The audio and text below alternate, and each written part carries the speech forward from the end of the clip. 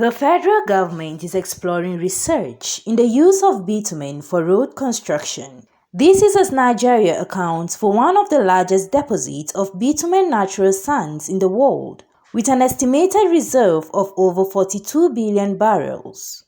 Minister of Science and Technology Dr. Ogbonnaya Onu gave the indication while declaring open the 2021 Nigeria Building and Road Reserve Institute (NBRRI) First International Virtual Conference in Abuja. Onu, who said the research is being carried out based on international standard, said the target is to put a stop importation of the mineral resources into the country. We have to bring in the private sector to invest in local bitumen production.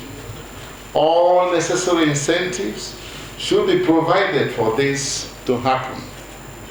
We cannot have huge deposits of bitumen natural sands in our country, and yet we continue to import bitumen from other countries. This does not make sense and cannot be allowed to continue.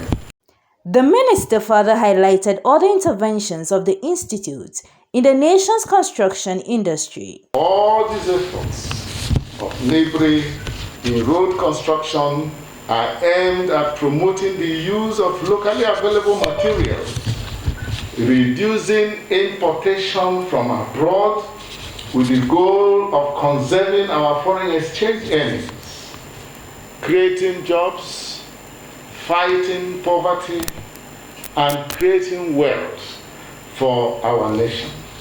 It is noteworthy that in the building of houses, NBRRI is determined through the new and intensive research on roofing materials from local sources to complement their interlocking laterite blocks used in the construction of houses, which is cheaper, cooler to live in, and easier to maintain. Earlier in his remarks, Chairman of the NBRRI board, William Wadni, described Nigeria's construction industry as one of the fastest in the world, hence the urgency to initiate suitable reforms. Indeed, the Nigerian construction industry has been identified as one of the fastest growing around the world.